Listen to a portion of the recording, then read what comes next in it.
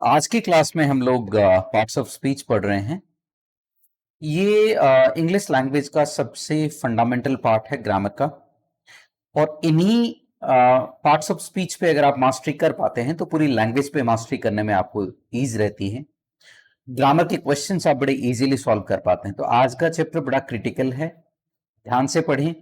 Notes बनाते समय अगर कहीं पे भी आपको इसमें एरो दिखाई देते हैं, जैसे कई जगह आपको ऐसे एरोज दिखाई देंगे या इस तरीके के, वो एरोज आप अपने नोट्स में जरूर बनाएं, क्योंकि एरो टीचर के एब्सेंस में आपको डायरेक्शन देता है कि कौन सा वर्ड किस वर्ड के कॉन्टेक्स्ट में यूज किया गया है और इसका कौन से वर्ड का किस वर्ड से रिलेशनशिप है इनफैक्ट।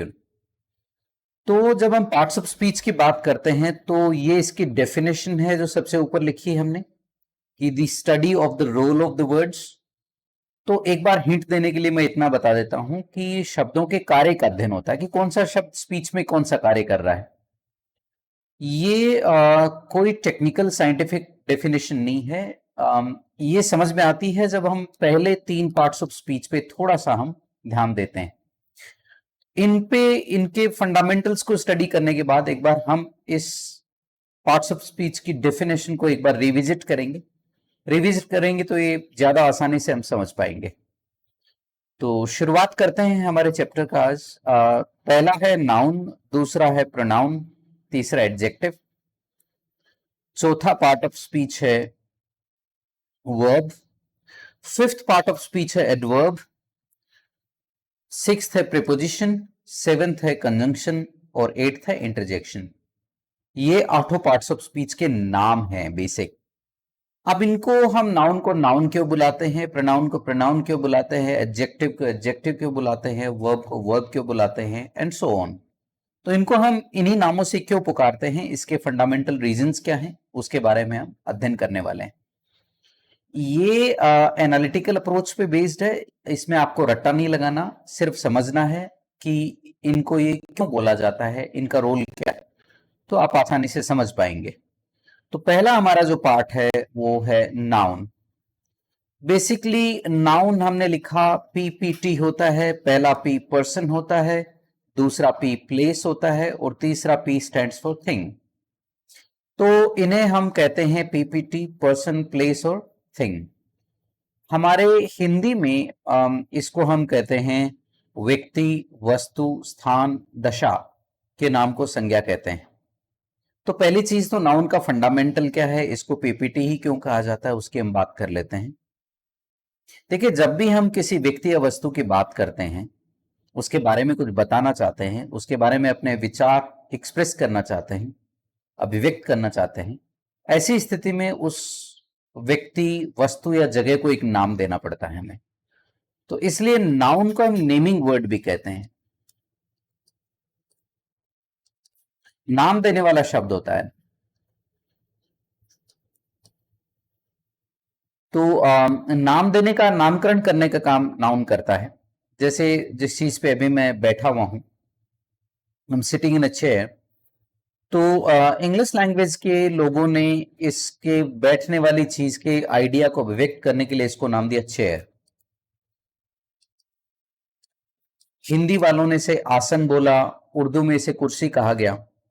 तो इस तरीके से ये वर्ड हमने दिए इसकी बात करने के लिए। तो किसी भी चीज की बात करनी हो हमें, किसी व्यक्ति की बात करनी हो, जगह की बात करनी हो, किसी वस्तु की बात करनी हो, तो उसको एक नाम देते हैं और यही नाम ही नाउन कहलाता है।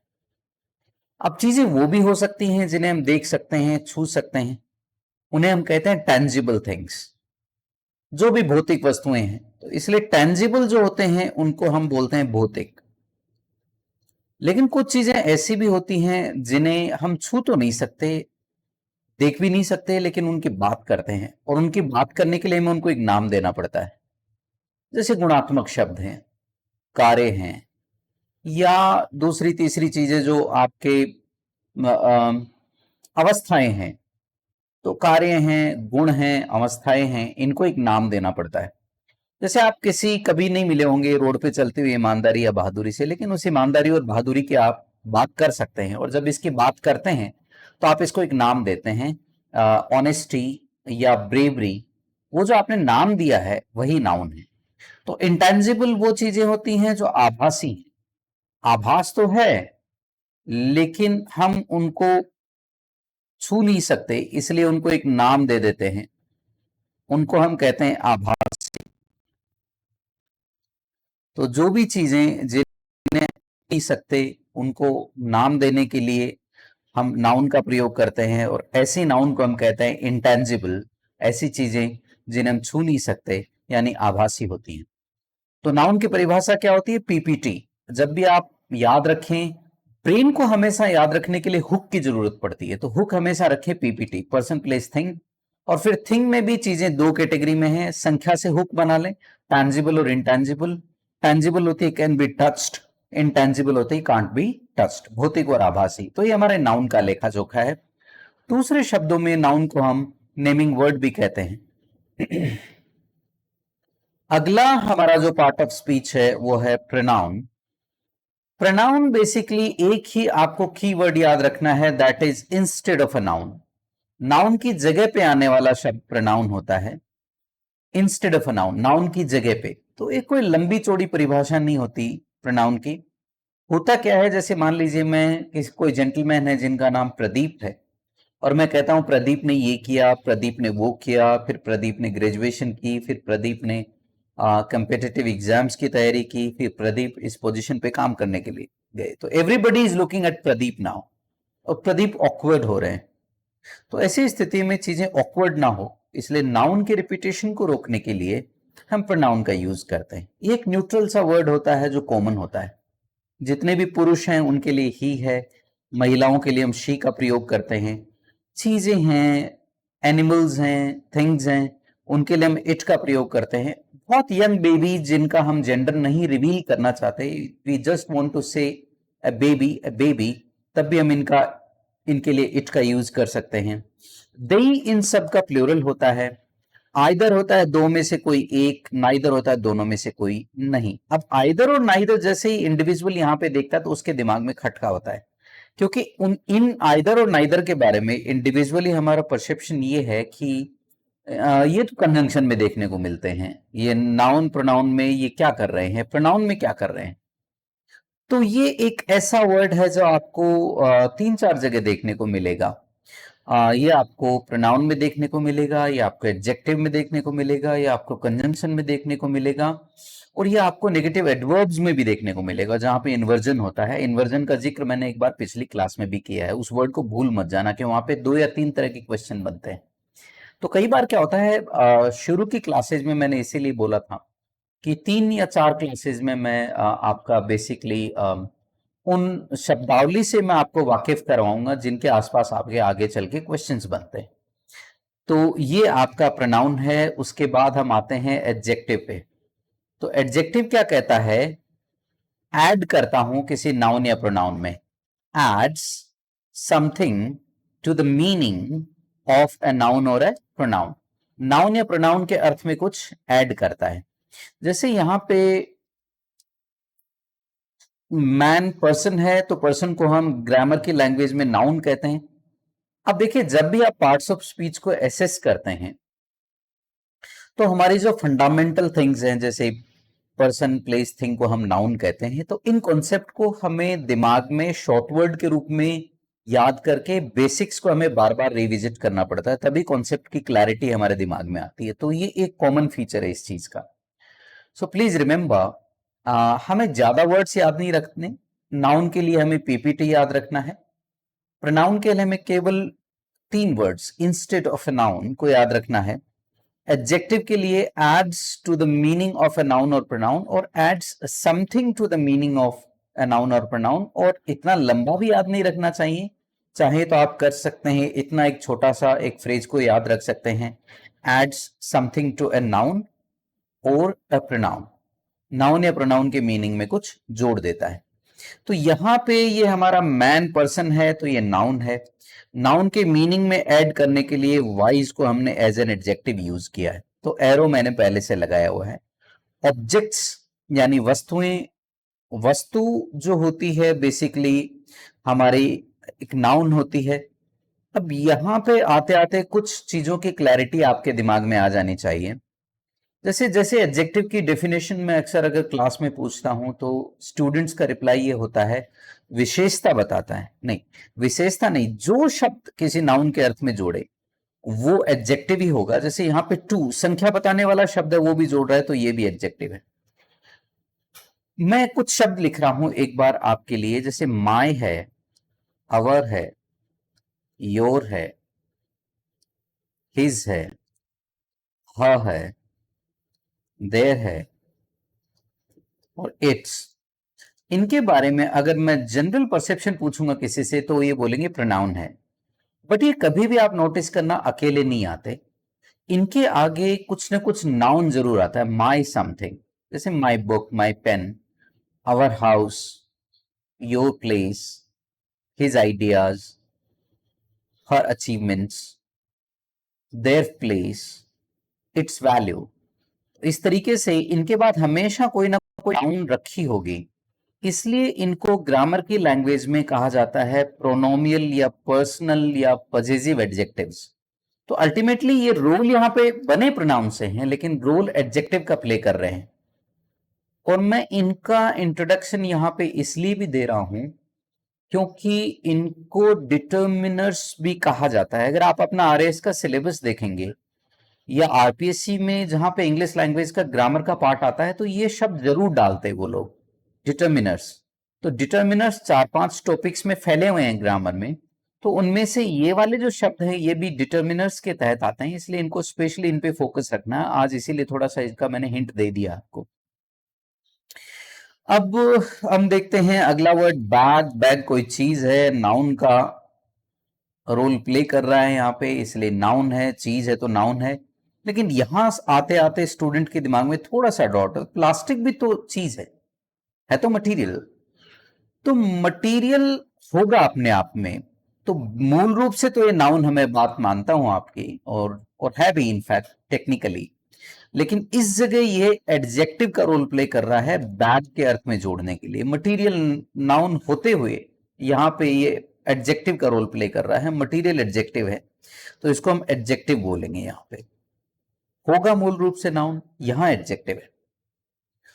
यहां आते आते कुछ बच्चे इसको गूगल भी कर लेते हैं। कई बार गूगल पे पूरी इंफॉर्मेशन आती नहीं है, लेकिन कुछ अच्छी डिक्शनरीज हैं जिनमें इसको एडजेक्टिव के हेड के तहत डिफाइन किया गया है। एक बार क्लास में इशू बना हुआ है ये, और ये काफी बच्चों ने इस पे डिस्कशन किया था मेरे से। तो प्लास्टिक जो है, ये आपको मरियम वेबस्टर्स में अगर इसको आप डाल के देखेंगे तो एडजेक्टिव के हेड के अंडर में इसका आपकी एंट्री मिल जाएगी। इसको आप, तो अगर कोई डाउट हो आप चेक भी कर सकते हैं। तो प्लास्टिक यहाँ पे नाउन होते हुए एडजेक्टिव का रोल प्ले कर रहा है, इसीलिए मैंने बोला था कि ये शब्दों के, तो अगर कहीं प्लास्टिक वस्तु की तरफ इशारा कर रहा होगा तो वह नाउन होगा, यहां पे एडजेक्टिव का रोल प्ले कर रहा है। इसीलिए पार्ट्स ऑफ स्पीच को हमने बोला था the role of the words. वैसे भी पार्ट का मतलब नाटक में हिस्सा ही होता है, तो कौन सा शब्द पूरे स्पीच में कौन सा कार्य कर रहा है उसके हिसाब से पार्ट्स ऑफ स्पीच कहलाए जाते हैं। तो यहां आते आते हमें थोड़ी क्लैरिटी हो जाती है। अगले एग्जाम्पल को भी देख लेते हैं। तो ही यहां पे हमारा प्रोनाउन है, इज वर्ब है, स्मार्ट जो है वो ही के अर्थ में जोड़ रहा है, क्लियर है, क्योंकि स्मार्ट कोई व्यक्ति ही हो सकता है और ये ही के लिए आया है। तो यहां पे स्मार्ट एडजेक्टिव का रोल प्ले कर रहा है। तो यहां से आपको इन एग्जाम्पल से 2-3 चीजें दिमाग में बिठा लेनी है। एडजेक्टिव नाउन के तुरंत पहले आगे पीछे भी रखा हो सकता है, ज्यादातर पहले, कुछ एग्जाम्पल्स में यहां पे भी रखा होता है, जो हम एडजेक्टिव की स्टडी में देखेंगे, जिसपे क्वेश्चन भी बन जाते हैं कई बार। और एडजेक्टिव्स वर्ब के बाद भी रखे हो सकते हैं जो किसी सब्जेक्ट को मॉडिफाई कर रहे होंगे। तो ऐसी परिस्थिति में हम कह सकते हैं कि वो प्रेडिकेट का हिस्सा है, इसलिए उसको प्रेडिकेटिवली यूज किया गया है। वर्ड कहीं पे भी रखा हो स्पीच में, सेंटेंस में, हमें देखना होता है काम क्या कर रहा है।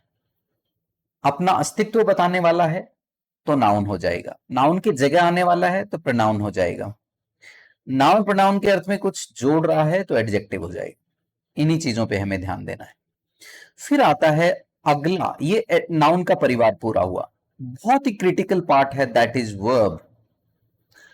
वर्ब क्या होता है, दो रोल प्ले करता है। अभी तक जो हमने वर्ड पढ़े उनके एक एक रोल है। नाउन नाम देता है, प्रोनाउन उसकी जगह आ जाता है, एडजेक्टिव नाउन या प्रोनाउन की मीनिंग में जोड़ देता है। एक बार में एक काम कर रहे होते हैं।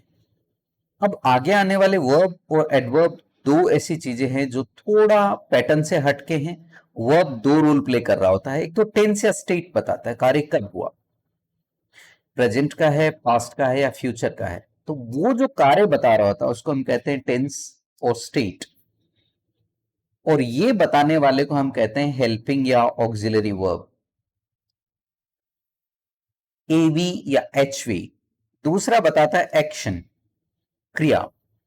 तो अगर क्रिया के एग्जाम्पल या वर्ब के एग्जाम्पल हम देखते हैं हिंदी में, तो जिनके अंत में ना आता है वो वर्ब्स होती हैं। नहाना, धोना, खाना, पीना, जाना, उठना, मरना, करना, कुछ व्हाटएवर जिनके एंड में ना आता है वो वर्ब होती है। इंग्लिश में हमें ऐसा कोई पैटर्न देखने को नहीं मिलता। वर्ब की एंडिंग एक सिमिलर साउंड पे कभी नहीं होती, बहुत डिफरेंट होती है एक दूसरे से। जैसे कोई लाफ है तो कोई वर्क है, कोई बेद है तो कोई थ्रो है। तो इस तरीके से बहुत डिफरेंट काइंड ऑफ एंडिंग होती है इनकी हिंदी की कंपैरिजन में। एक पैटर्न दिखाई नहीं देता हमें यहाँ पे। तो अगर इन सेंटेंसेस को हम देखते हैं जो नीचे लिखे हुए हैं, ही इज लाफिंग, वो हंस रहा है। ही वॉज लाफिंग, वो हंस रहा था। He will be laughing. तो यहाँ पे हम देख रहे हैं कि ये वाला जो पार्ट है ये टेंस का निर्माण कर रहा है, प्रेजेंट, पास्ट, फ्यूचर। इसलिए हम इसको बोलेंगे ये हमारा ऑक्सिलरी वर्ब है। और ये जो है हमारा एक्शन बता रहा है। जो पार्ट हमारा एक्शन बता रहा होता है उसको हम बोलेंगे मेन वर्ब है। तो ये थोड़ा सा आपको डिस्टिंक्शन ध्यान में रखना है। फिर अगला आपका पार्ट आता है एडवर्ब।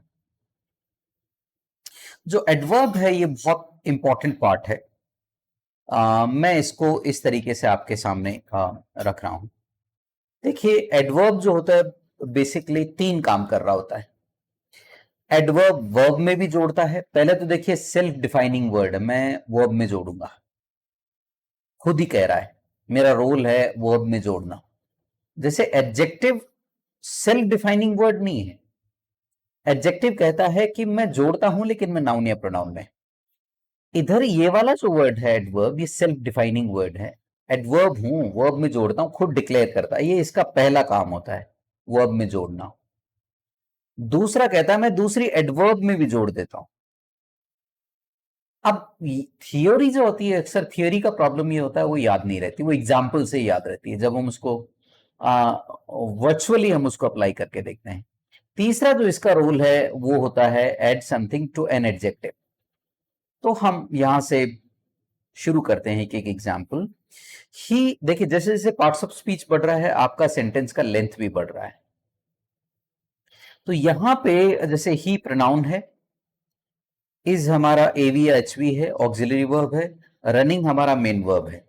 तो आप किसी भी शब्द की ग्रामर फंडामेंटल्स के बेस पे आप डिफाइन कर सकते हैं। अब अगर हम कहते हैं फास्ट, तो वो तेज है या दौड़ तेज रहा है, तो एवरीबडी विल से कि फास्ट रनिंग के लिए आ रहा है। चूंकि एक्शन में जोड़ रहा है, वर्ब में जोड़ रहा है, इसलिए हम इसको बोलते हैं एडवर्ब।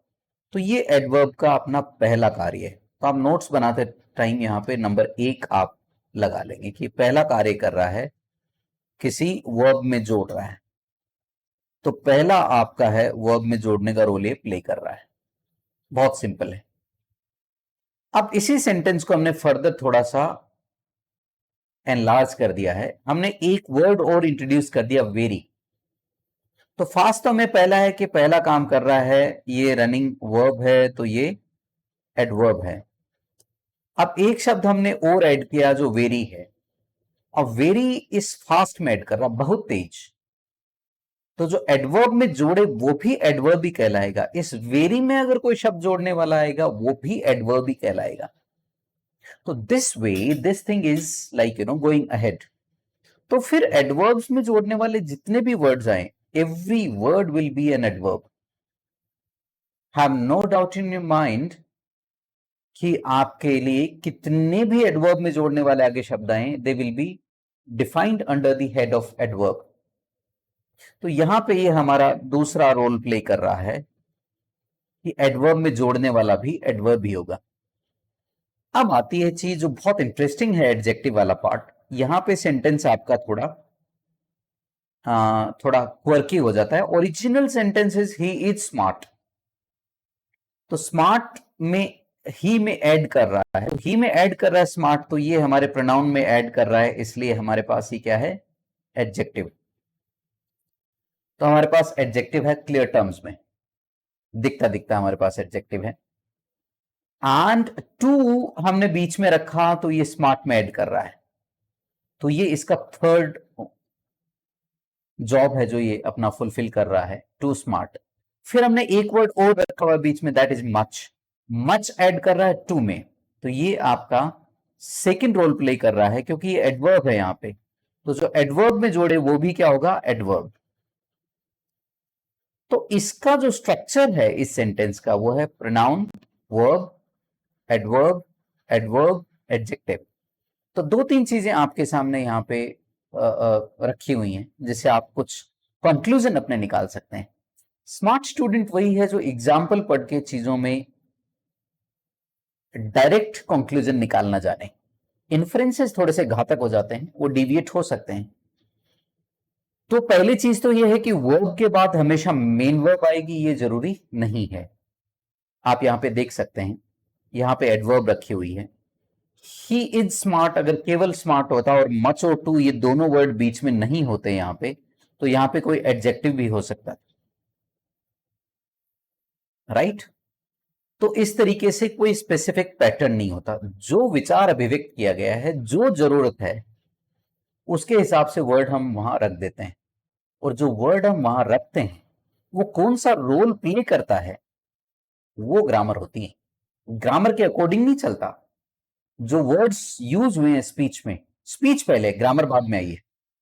ग्रामर स्पीच के फंडामेंटल्स को समझने के लिए एक टूल डेवलप किया गया है। तो बहुत से लोग इंग्लिश सीखने से पहले ग्रामर पे ऑब्सेस करते हैं। वो थोड़ा सा एक फंडामेंटल एरर हो जाती है, वो इंग्लिश को हमारे समझने को लंबे पेज में डाल देता है हमें। तो इंग्लिश लैंग्वेज को अगर समझना है तो रीड करें, कोशिश करें बोल पाए तो बोलें, दैट इज वेरी इंपॉर्टेंट। तो यहां पे reading is the fundament. Grammar is not language, it's part of language and key to understand the critical parts of the language। जो components है, नट बोल्ट्स है, उनको समझने के लिए हम ग्रामर का यूज करते हैं। तो ये बेसिक फंडामेंटल यहां आते आते आपको समझ में आ जाना चाहिए। अगला है हमारा प्रीपोजिशन, जो बहुत इजी है। यहाँ पे कुछ भी हमें ज्यादा ध्यान देने की जरूरत नहीं है। प्रीपोजिशन रिलेशनशिप बताता है। रिलेशनशिप किसके बीच में, हमेशा किसी प्रीपोजिशन के बाद कोई एक उसका ऑब्जेक्ट होगा, वो ऑब्जेक्ट किसी दूसरे शब्द से कैसे जुड़ा हुआ है, किस संबंध में जुड़ा हुआ है, that is called preposition. Hindi में इसको हम कारक की संज्ञा देते हैं, इसको कारक कहते हैं। तो प्रीपोजिशन की डेफिनेशन जो है वो बहुत सी बुक्स में बहुत लेंदी दी है, लेकिन आपको एक ही वर्ड याद रखना है, रिलेशन।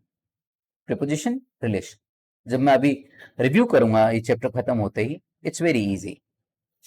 दूसरा प्रीपोजिशन का जो इंपॉर्टेंट पार्ट है, जैसे ही was slapped in his face और his name was not on the list.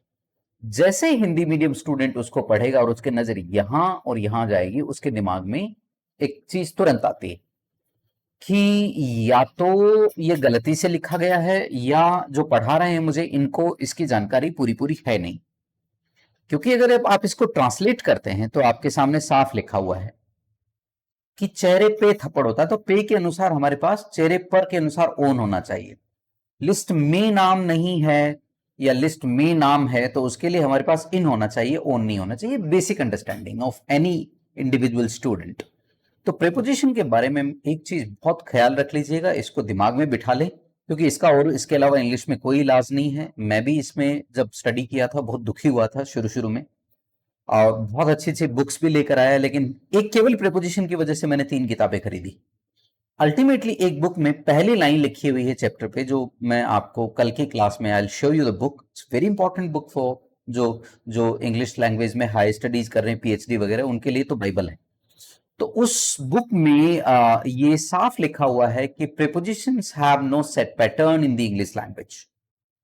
तो प्रीपोजिशंस जो होती हैं इंग्लिश में बड़ी बेवफा टाइप होती हैं, चेंज होती हैं हर शब्द के साथ, तो उनको आप थोड़ा ध्यान रखिएगा, इनको आप फिक्स मत मानेगा।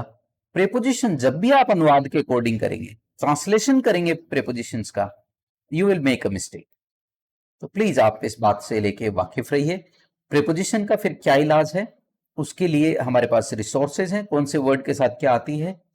3-4-5 पेज का किस्सा है ये रिसोर्सेज में अवेलेबल है, आप कमेंट करके मेरे से मंगवा सकते हैं, इंडिविजुअल नंबर भेज के मेरे से मंगवा सकते हैं। फिर उसके बाद हम आगे बढ़ते हैं। अगला पार्ट आता है कंजंक्शन। बहुत सिंपल है कंजंक्शन, दो शब्दों या वाक्यों को जोड़ता है। जैसे यहां पे एंड ने दो शब्दों को जोड़ा है, यू एंड आई को, एंड यहां पे येट जो कंजंक्शन है इसने दो वाक्यों को जोड़ा है। कोई वाक्य रहे इंडिपेंडेंट, अब तो ये क्लोज बन गए हैं, close one and close to. तो ये क्लोज वन है और ये क्लोज टू। तो कहीं इंडिपेंडेंट दो सेंटेंस रहे होंगे पहले, उनको जोड़ा है येट ने और उससे मिला के कंपाउंड सेंटेंस इन्होंने बनाया है, तो उसको हम कहते हैं कंजंक्शन। यहां पे दो वाक्यों को जोड़ा है और यहां पे दो शब्दों को जोड़ा है, कंजंक्शन का इतना ही है। हाँ, कंजंक्शन के बारे में सेफली मैं ये कह सकता हूं, इसका अनुवाद काम आ जाता है आपके। प्रेपोजिशन में केवल फ्रेज प्रेपोजिशन है जिनका आप अनुवाद कर सकते हो। अगर इंडिविजुअल प्रेपोजिशन हैं, जो खासकर इंडिविजुअल पार्टिकल्स जिनको हम कहते हैं, जो छोटी छोटी हैं, टू है, ऑफ है, इनका अनुवाद करना भारी पड़ जाता है। दो इनके फंडामेंटल सेंस होते हैं, मैं इस बात को स्वीकार करता हूं, लेकिन अनुवाद के हिसाब से नहीं चलते, ये थोड़ा खतरा है यहां पे। फिर आते हैं आपके इंटरजेक्शंस। इंटरजेक्शंस बताते हैं सडन इमोशंस को एक्सप्रेस करते हैं।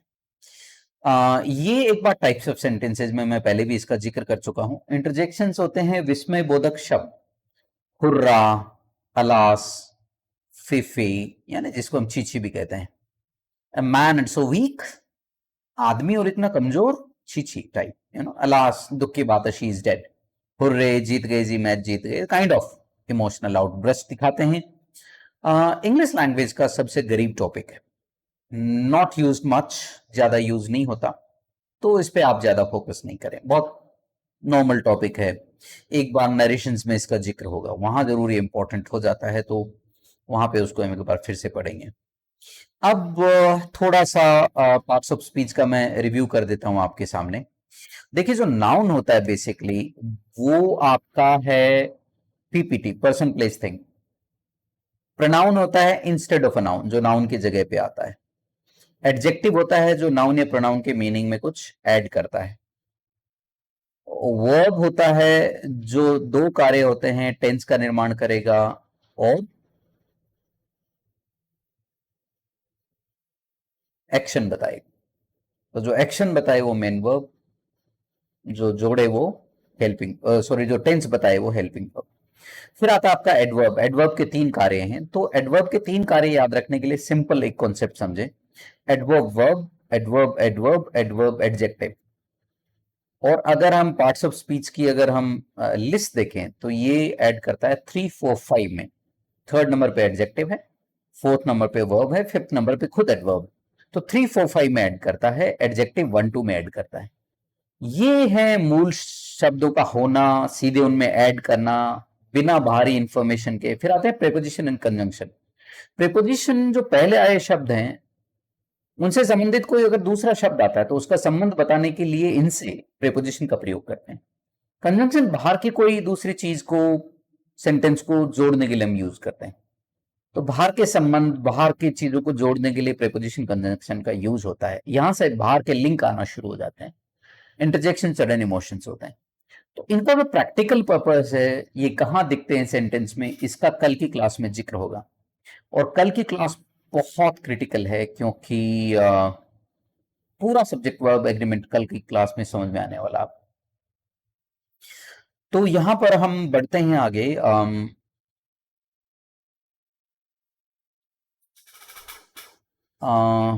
अब देखिए, पार्ट्स ऑफ स्पीच हमने रोल ऑफ वर्ड्स तक कहा इसको। तो एक वर्ड लेते हैं, जैसे ऑफ है, क्या है ऑफ, हम कैसे कैसे यूज कर सकते हैं। ही वेंट ऑफ, तो यहां पे इसका कोई ऑब्जेक्ट नहीं है, तो ये केवल वर्ब में ऐड कर रहा है, इसलिए एडवर्ब का रोल प्ले कर रहा है। ठीक है। It went of the trajectory, the trajectory, trajectory flight path होता है, तो ट्राजेक्ट्री से बाहर चला गया, तो यहां पे वेंट ऑफ द ट्राजेक्ट्री। चूंकि यहां दो शब्दों के बीच का संबंध बता रहा है, इसलिए इसको हम बोलते हैं प्रीपोजिशन। ठीक है। तो दो पार्ट्स ऑफ स्पीच के तौर पे यहां यूज हुआ, वर्ब के तौर पे भी होता है। द स्नाइपर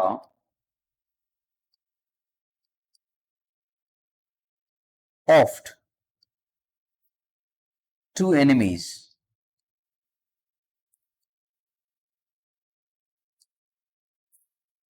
उसने दो एनिमीज को ऑफ कर दिया, वर्ब के तौर पे। ठीक है। इंटरेस्टिंगली यहां पे वर्ब है, यहां पे एडवर्ब है, यहां पे प्रीपोजिशन है। इंटरेस्टिंगली ये शब्द आपको एडजेक्टिव के तौर पे भी यूज हो सकता है। The play was of side, the player was of side, side कोई चीज है उसके अर्थ में जोड़ रहा है, एडजेक्टिव का रोल प्ले कर रहा है। तो इस तरीके से आप शब्दों के किस संदर्भ में यूज हुआ है, किस कार्य को पूरा कर रहा है उन आठों में से, तो जो आठों परिभाषाएं वो कोई टेक्निकल डेफिनेशन नहीं है, वो सारी की सारी जो हैं वो डेफिनेशंस, वो सारी की सारी कार्यात्मक परिभाषाएं हैं, कार्य की ही परिभाषाएं, याद रखिएगा। बस इतना है आज के चैप्टर में। Thank you very much. अब हम आते हैं अपने वर्ड्स के पार्ट में, जो हमारी वोकैबलरी वाला पार्ट है। तो वोकैबलरी में भी वो वर्ड चल रहे हैं जो रीडिंग में जब आप करते हैं, खासकर जो आपके प्रेसी राइटिंग आएगा, या आप न्यूज़पेपर आर्टिकल्स पढ़ते हैं, या जब आपको कोई पैराग्राफ वगैरह लिखना है, तो आपको कुछ वर्ड्स वो यूज करने हैं जो टेक्निकल हैं, राइटिंग में फॉर्मली यूज होते हैं। जैसे आप गिव की जगह प्रोवाइड वर्ड का यूज करेंगे। हार्श जो कठोर होते हैं उसके लिए ड्रास्टिक या रेडिकल शब्द का यूज करेंगे, रेडिकल चेंजेस, ड्रास्टिक स्टेप्स या मेजर्स। हेजिटेंट के लिए प्रयोग करेंगे रिलक्टेंट, ऑनेस्टी के लिए यूज करेंगे इंटीग्रिटी, इंपॉर्टेंट के लिए देखिए बहुत, आई I मीन mean, मैंने पहले भी आपको बताया था कि इंपॉर्टेंट मैंने बहुत कम देखने को देखा है, जैसे द हिंदू वगैरह पढ़ते हैं, जो भी आप न्यूज़पेपर पढ़ते हैं, वहां पे यूज करते हैं सिग्निफिकेंट, क्रिटिकल या क्रूशियल। ये तीन शब्दों का प्रयोग आप ज्यादा देखने को आपको मिलेगा। क्रिटिकल के तीन मीनिंग होते हैं, क्रूशियल का एक मीनिंग होता है, बट क्रिटिकल के अलग अलग कॉन्टेक्स्ट में तीन मीनिंग होते हैं। क्रिटिकल कहीं ना कहीं जो दूसरों को क्रिटिसाइज करता है, दूसरों को लेके आलोचनात्मक हो जाता है, उसके लिए भी क्रिटिकल शब्द का प्रयोग करते हैं। क्रिटिकल बहुत ही एक्सट्रीम जब कंडीशन होती है उसके लिए भी क्रिटिकल कंडीशन, बहुत ही गंभीर या सीवियर स्थिति है उसके लिए भी क्रिटिकल का यूज करते हैं। और आप अपनी लाइफ के क्रिटिकल फेज से गुजर रहे हैं, आपका मेंस आने वाला है, तो क्रिटिकल यहाँ पे बहुत ही इंपॉर्टेंट भी हो जाता है। तो ये इस सेंस में क्रिटिकल का यूज होता है। तो ये भी कह सकते हैं यहाँ पे जब क्रिटिकल इंपॉर्टेंट के सेंस में, तो क्रूशियल इसको शिफ्ट कर देता है। आप अपने क्रूशियल फेज से निकल रहे हैं, क्रिटिकल फेज से निकल रहे हैं, बहुत सिग्निफिकेंट फेज से निकल रहे हैं, इंपॉर्टेंट फेज से निकल रहे हैं, एक ही बात है। इनको आप इंटरचेंजेबली यूज कर सकते हैं, they give you almost same kind of meaning. फिर आता है इंक्रीज। इंक्रीज है ऑगमेंट, एनहांस, सर्च और अपसर्च, ये सारे बढ़ोतरी के लिए यूज होने वाले वर्ड हैं। फिर जेल शब्द के लिए इम्प्रिजन या इम्प्रिजनमेंट। यहां पे मेंट में इसलिए लगा रहा हूं क्योंकि जेल जो है ना, ये वर्ब भी होता है और नाउन भी होता है, कि वो gelled for 2 years means verb के तौर पे यूज है, इसलिए इम्प्रिजन शब्द भी नाउन और वर्ब दोनों के तौर पे यूज होता है। ही वॉज इम्प्रिजन्ड, तो इसीलिए हमने इम्प्रिजन और इम्प्रिजनमेंट दोनों का यूज किया है यहाँ पे। और यहाँ पे इनकार्सिरेट और इनकार्सिरेशन दोनों का यूज किया है, तो ये दोनों वर्ब हैं, ये इन दोनों के नाउन हैं। तो इसके लिए बहुत अच्छा इडियम होता है behind bars, behind bars. Marwari में भी इसका एक इडियम होता है, मैंने सुना है अक्सर बचपन में, जंगलन दे दियो। जंगला मतलब या सरियाम दे दियो, क्योंकि जो जेल होती है उसमें जो कैद खाना उसमें आगे सरिये लगे होते हैं, इसलिए उसको सरियाम दे दियो या बिन बिन जंगलाम दे दियो, जंगलन दे दियो, इसका मतलब ये जेल में डाल दिया।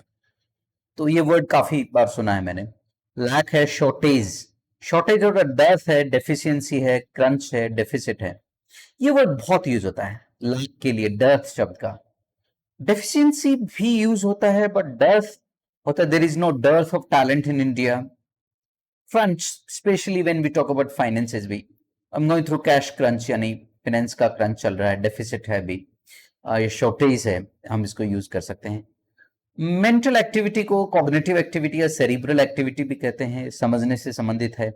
मिसयूज और अब्यूज दोनों इंटरचेंजेबली कई बार यूज होते हैं, हालांकि अब्यूज का मीनिंग गाली देने से भी है, लेकिन अगर ड्रग्स को मिसयूज कर रहे हैं तो उसकी जगह अब्यूज ड्रग्स का यूज किया जाता है टेक्निकली। तो लिखने वाले इस चीज का ध्यान रखें, ड्रग्स आर अब्यूज्ड, तो मिसयूज के बजाय वहां पे अब्यूज शब्द का प्रयोग करेंगे तो आपका स्कोर अच्छा रहेगा। और इंग्लिश में कौन से शब्द के साथ कौन सा शब्द प्रयोग करना है, इसी कला को कहते हैं कोलोकेशंस, और इसी को कहते हैं कोलोक्वियल English.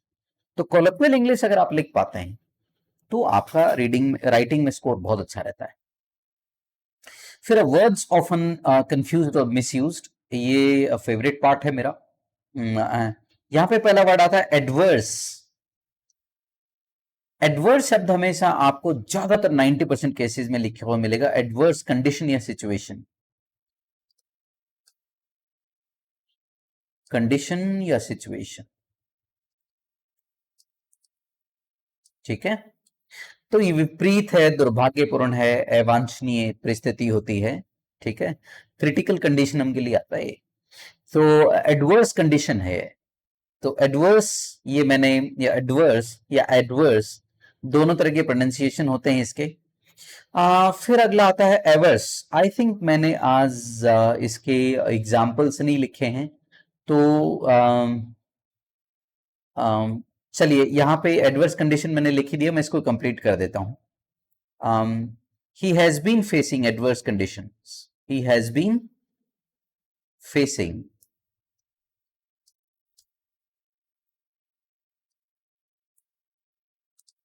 adverse conditions in his career or whatever।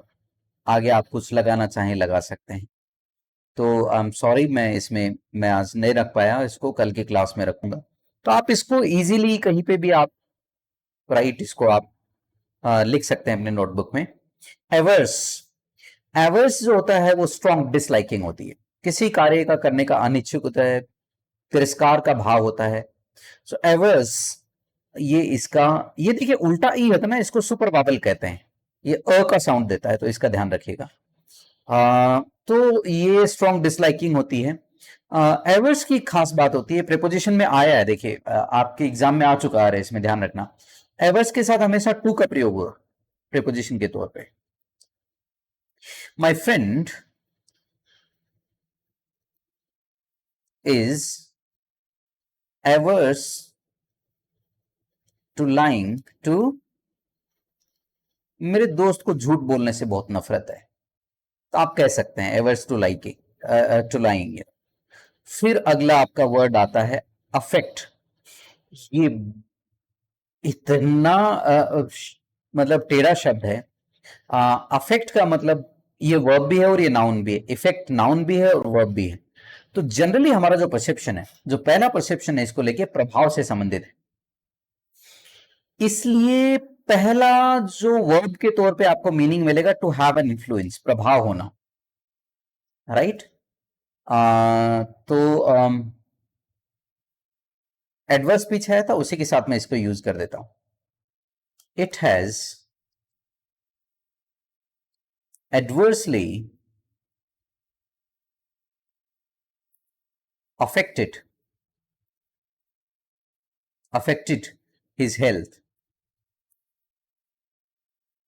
तो देखिए मैंने पिछले वर्ड को जो एडवर्स था उसको एडवर्ब के तौर पे यहां यूज कर दिया आपके लिए। तो यहां पे प्रभावित करना है, लेकिन अफेक्ट का मतलब एक दिखावा करना भी होता है, बहुत रेयरली यूज होता है बट यूज होता है। तो कई बार एंटोनिम सिनोनिम में ये आपको इस तरीके से भी गच्चा दे सकते हैं, क्योंकि आपको वो मीनिंग भी दे सकते हैं जो लेस कॉमन इन यूज है, दैट इज टू प्रिटेंड, दिखावा करना। तो इसी से वर्ड बना अफेक्टेशन। एक वर्ड आएगा आपके, अगर आप नोट करना चाहें लिख सकते हैं इसको, अफेक्टेशन। अफेक्टेशन होता है बनावटी व्यवहार। तो ये बना अफेक्ट से ये दिखा रहे हैं आपको, अफेक्टेशन बनावटी व्यवहार होता है, तो ये यूज होता है। अगला अफेक्ट नाउन भी होता है, जो भावना या भाव होता है, पर्टिकुलर टाइप ऑफ इमोशन या मूड, ये भी कम यूज होता है। और इसी से ये लिटरेचर में ज्यादा यूज होता है। इसी से वर्ड बना अफेक्शन, जो प्रेम या स्नेह होता है वो भावना या भाव का पूरक होता है। और इस अफेक्ट से जो प्रिटेंड है उससे बना अफेक्टेशन। दोनों ही संज्ञाएं हैं लेकिन दोनों के अपने अलग अलग मीनिंग। तो वो बना था अफेक्टेशन। ये दो वर्ड भी जो हैं वो बहुत, अफेक्शन स्नेह है, इसको अलग से नोट कर लीजिए क्योंकि ये नॉर्मली आपको लिस्ट में नहीं मिलेगा। अफेक्टेशन मेरे दिमाग में आ गया तो मैं बता रहा हूं।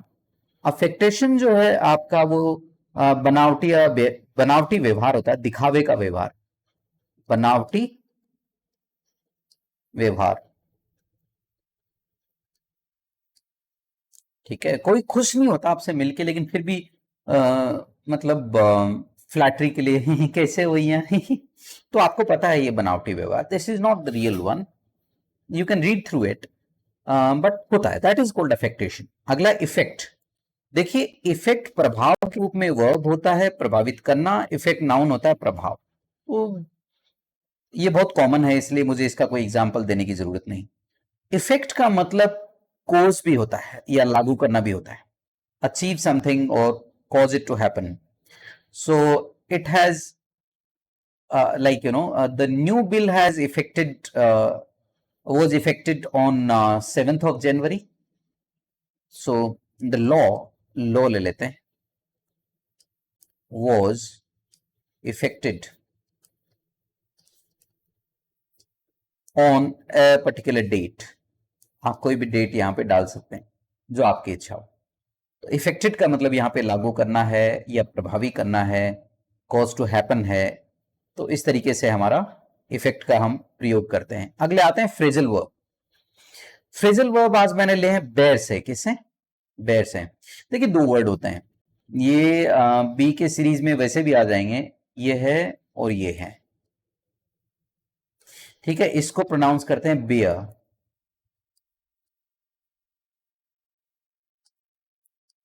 और है ये है बेयर।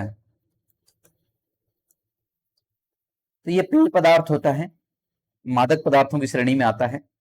और यह बेर, बेर है आपका सहन करना या जन्म देना। तो और भालू भी होता है नाउन के तौर पे, तो उसका भी स्पेलिंग यही है। तो दो तीन मीनिंग है इसका। बेर, तो इसको कभी भी आप बेयर मत बोलेगा। इसकी सेकंड थर्ड फॉर्म होते हैं बे, बो, born.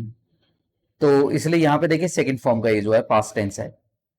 Bear away, bear away का मतलब होता है विन। सो माय फ्रेंड, यहाँ पे एक मिसप्रिंट है, फ्रेंड लगा लीजिएगा। My friend bore away many prizes at international level. मेरे दोस्त ने काफी प्राइजेस जीते हैं इंटरनेशनल लेवल पे। फिर अगला वर्ड आता है बेयर डाउन। बेयर डाउन का मतलब ओवरथ्रो या क्रश।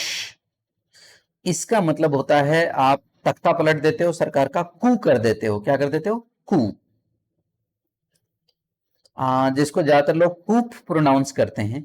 हमारे पड़ोस में एक देश है पाकिस्तान, इसका तो जो है वो नाम लेना भी गुस्सा दिलाता है, बट वहां पे जो गवर्नमेंट्स हैं उनके खिलाफ कू होते रहते हैं। एक तो ये कूप नहीं है भैया, ये कू है, ध्यान रखिएगा इस चीज का। और जो कू करते हैं और उसके कू के बाद जो गवर्नमेंट्स आती हैं उसको कहते हैं हुंटा। ये भी जे नहीं है, ये यो या हो के तौर पे प्रोनाउंस होता है, मिलिट्री हुंटा। तो इसको जुंटा कहते हैं। तो ये दोनों वर्ड आपस में जुड़े हुए लेकिन दोनों को ही हम इसको गलत प्रोनाउंस करते हैं, कू हुंटा। तो generals have been able to bear down, overthrow या crush the government, गवर्नमेंट को बाहर फेंक दिया है। बेयर आउट का मतलब कंफर्म करना है, कॉर्पोरेट करना। तो सुबूतों में मिलना, so the evidence bears out, confirms या corroborates charges levelled against him. देखिए चार्जेस लेवल किए जाते हैं, आरोप, आरोपों के लिए हम शब्द यूज करेंगे लेवल। तो अगर आप लॉ पे कुछ लिख रहे हैं तो आप इस चीज का यूज करिएगा, charges levelled against somebody, charges जो आरोप लगाए जाते हैं किसी के खिलाफ, तो वहां पे लेवल शब्द का प्रयोग करते हैं। वैसे तो लेवल बराबर करना या सतह होता है, बट होता है इंग्लिश में, बड़े मल्टीपल यूसेज होते हैं वर्ड्स के। फिर अगला वर्ड आता है बेयर अप।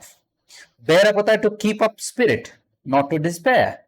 घबराना, नहीं घबराना या हौसला बनाए रखना, हौसला बनाए रखना। In his misfortune his faith gave him strength to bear up. उसका जो विश्वास था ईश्वर में, उसने उसको हौसला बनाए रखा उसका मिसफॉर्च्यून, दुर्भाग्य की स्थिति में। अगला वर्ड आता है बेयर अपॉन। बेयर अपॉन है to be relevant to, the data did not bear upon the study. तो डेटा का स्टडी पे कोई फर्क नहीं था, तो यहां पे बेयर अपॉन का अर्थ होता है नॉट रेलेवेंट द स्टडी, अध्ययन से उसका कोई संबंध नहीं। तो है तो ये positive, but I used it negatively. इससे अगला वर्ड बना है ईडियम। एक ईडियम इसी बेयर अपॉन से बना है, जिसका होता है to have a bearing on और to have a bearing upon. बी कर लीजिएगा एच की जगह, बेयरिंग अपॉन। तो किसी भी चीज पे कुछ बेयरिंग अपॉन होना, टू हैव एन इन्फ्लुएंस और इफेक्ट, बहुत बार यूज होता है। तो चूंकि ये बहुत पास का है, पिछले आरएस के पेपर्स में मैंने देखा है कि फ्रेजल वर्ब्स और उनसे बने इडियम्स का बड़ा क्लोजली यूज किया है इन्होंने पिछले साल के पेपर। तो इसलिए जो भी फ्रेजल वर्ब मैं अगर पढ़ाऊंगा, आप कल की क्लास में भी आई थी, और उससे संबंधित अगर कोई इडियम भी है तो मैं उसको साथ लेके चलूंगा, दैट इज वेरी इंपॉर्टेंट। तो आगे हम बढ़ते हैं, आगे हमारे पास इडियम्स आते हैं। To be of a peace with, in keeping with. In keeping with का मतलब होता है कि जैसा होना, कि समान होना, क्या के जैसा होना। His sudden outrage is of a piece with the rest of his conduct. उसका जो अचानक वो जो भड़का है ना, उसके उसके बाकी व्यवहार में मिलता है, वो आदमी ऐसा है। नेगेटिवली यूज किया है मैंने थोड़ा इसको। To be worth one salt. To be worth one salt क्या है? आदमी में नमक है। आदमी में नमक है मतलब आदमी काम का है, वर्दी है, कॉम्पिटेंट है, दक्ष है।